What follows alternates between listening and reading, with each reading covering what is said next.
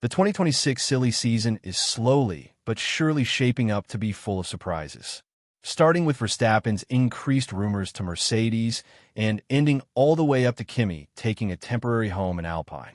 But with many other drivers included, primarily the Red Bull juniors, as well as the veterans in Bottas and Perez, could we see the return of Mick Schumacher in a Cadillac?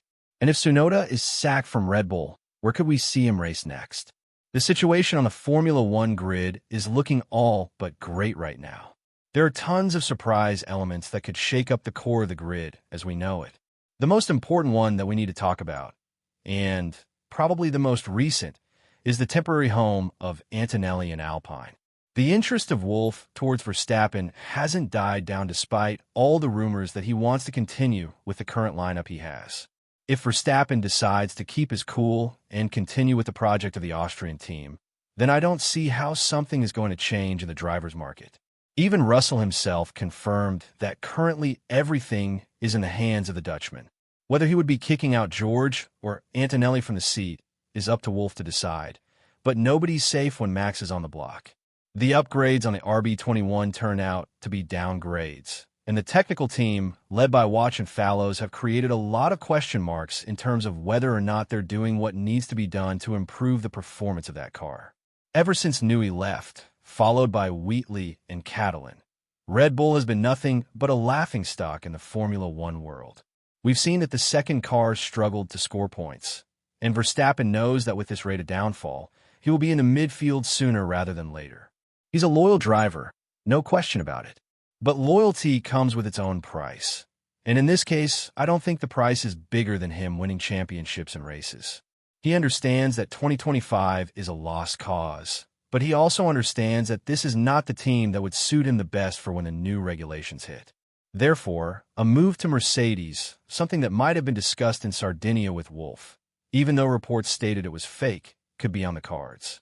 Yes, there have been reports that these two being at the same time on the Italian island is pure coincidence, but I highly doubt that. Amid all of the rumors, everything happens for a reason. And as Zach Brown said, where there's smoke, there's fire.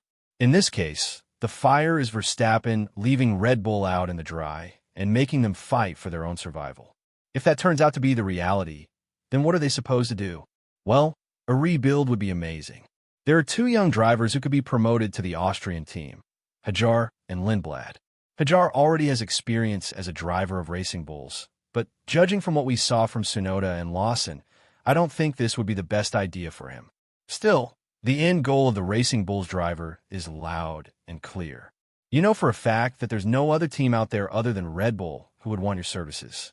And at the end of the day, this was considered to be a privilege not that long ago.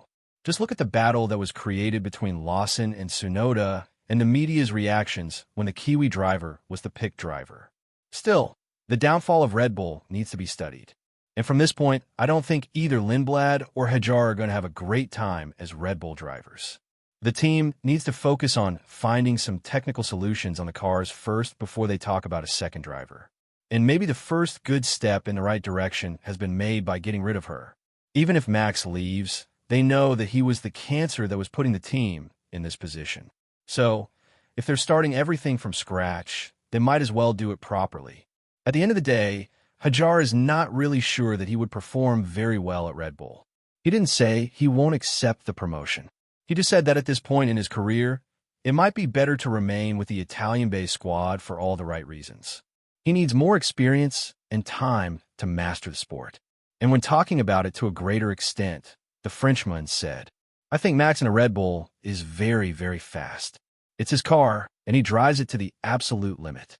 It's a more efficient car in high-speed corners. It's a faster car, but it's apparently hard to exploit most of it.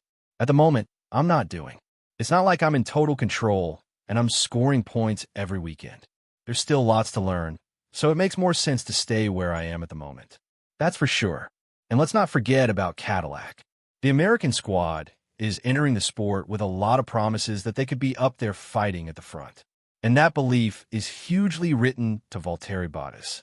The 10-time race winner and the man who never missed a Q3 appearance with Mercedes from 2017 to 2021 is the top candidate to take one of the seats. But when it comes to Cadillac, it's never certain as to what approach they're going to take. Although it was believed that the second seat was going to be given to a young driver, now there have been reports that Perez and Bottas could make up the lineup in the new regulated era. But this is not a bad decision Perez see. This is something that would give them tons of quality and experience in order to push themselves up the midfield from the very early days. And once the right time comes, they could promote their own driver, such as Colton Herta, who still feels like he's not ready for Formula One just yet. But we need to be talking about the approach with the young driver as well.